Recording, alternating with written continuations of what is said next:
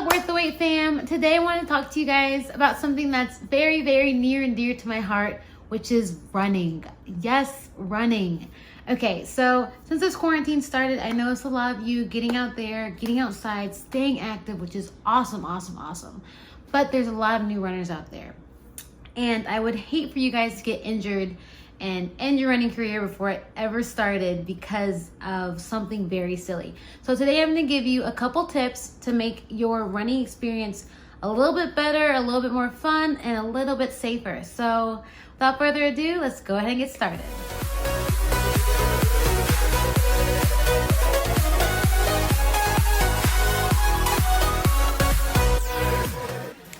Tip number one is to start slow. You definitely want to work your way up to the higher mileage. You want to start off with like a mile, and you can do this one of two ways. You can do the run walk method where you run for as long as you can, walk for 10 seconds, then go back, run as much as you can, walk for 10 seconds until you complete that mile. Each time you go out, try to walk a little bit less, take a little bit fewer breaks until you can run that mile completely. Then move up in mileage. Rule number two can be the 15% rule. So you're gonna go out there and increase your mileage by 15% every single time that you get out there. But the moral of that story is that you're working your way up. You don't wanna go out there and run a marathon because at the end of the day, you're gonna hate yourself because the next day you're gonna be so sore, you're not gonna wanna run ever again. So work your way up to the higher miles. So start slow. Tip number two is to wear the right shoes. It pains me to go out there and see people running in Converse, Jordans, those like Nike Air Max shoes or whatever, because those aren't running shoes. Those are meant for training, basketball, maybe CrossFit, but buy yourself a good pair of running shoes. Your shins will thank you, your knees will thank you. Like it does the body, you will feel so much better when you run if you just wear the right shoes. And I know that running shoes aren't the most sexiest, like a new pair of New Balance, ew, like nobody wants to wear those, but it's okay. Like that's what's better for your body. Like sometimes the sexiest shoe isn't always the best shoe for you, and it might be great for lifting, but not necessarily great for running. So wear the right shoes. Tip number three is to warm up and cool down. Your body needs time to get ready for that run. Just like you mentally prepare for tests, your body needs to physically prepare for any sort of exercise.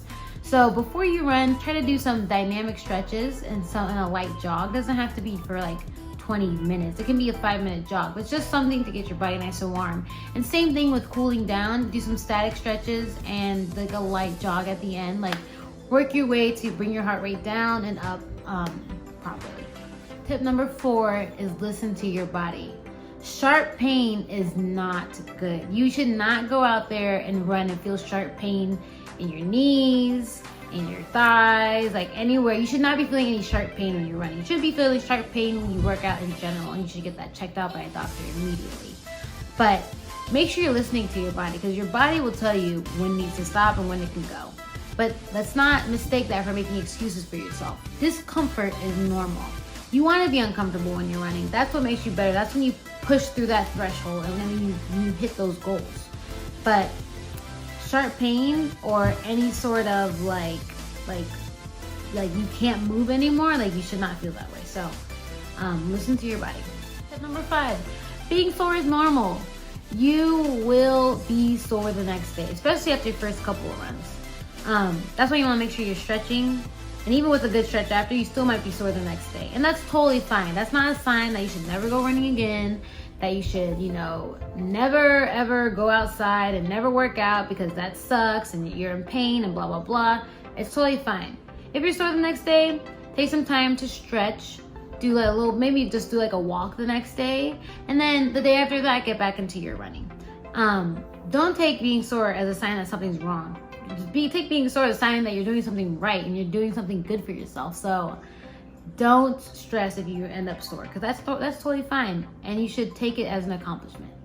Tip number six, and this one is more so to keep you motivated to keep going, and that's to find a running buddy. It is very motivational to have someone there with you, pushing you and keeping you going. You can kind of feed off of their energy. Like when you're feeling kind of sluggish, they might be going. When they're feeling kind of sluggish, they might be feeding off of you to keep going. And also it can also work as your accountability partner. So like even just getting the run started, because sometimes that's the hardest part of getting out there, is just getting out there, you know? Like doing the workout, it can be daunting. So get a running buddy to help keep you accountable, and then help you push yourself when you're out there and actually doing your workouts. So you don't waste your time, because why waste your time? You're out there anyways. So get a running buddy.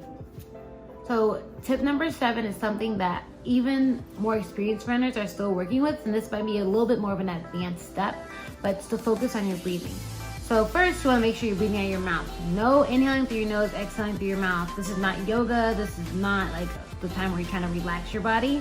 You're working out, and you're working out hard. So make sure you're breathing in and out through your mouth. Unless maybe you're doing like a light jog or walk around the block where you can, you know, breathing through your nose, out through your mouth, totally fine. But breathing in and out through your mouth. Step number 2, focusing on breathing, is breathing out your diaphragm. Focus on inhaling through with your belly.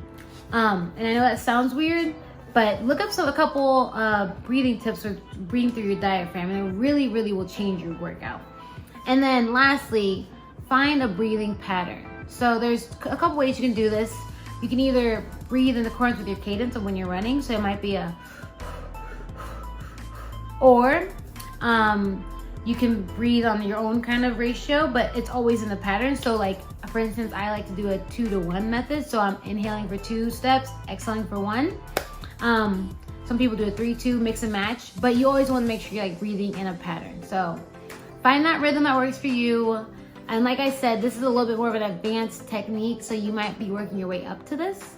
And don't feel bad if like on day 1 you're just huffing and puffing and not really focusing on your breathing, because there's a lot that goes into running, which a lot of people don't really realize sometimes, but this is an advanced step. So totally fine if this is something that you work on, you know, in the next couple of weeks, months, and later on down in your running journey. All right, tip number 8 is to think happy thoughts. Running for most people sucks, and you don't want it to be just a daunting, terrible thing that you're just like the whole time you're like, why am I doing this? This sucks. I hate this. Like, you want to be thinking positively, because if you don't think positively, you're not gonna do this again. Focusing on why you're doing this, like what's pushing you to go out there and run. Focus on like hitting like different goals. So you're like, okay, just gotta make it to the post office, just gotta make it to that Burger King, just gotta make it to the end of the street.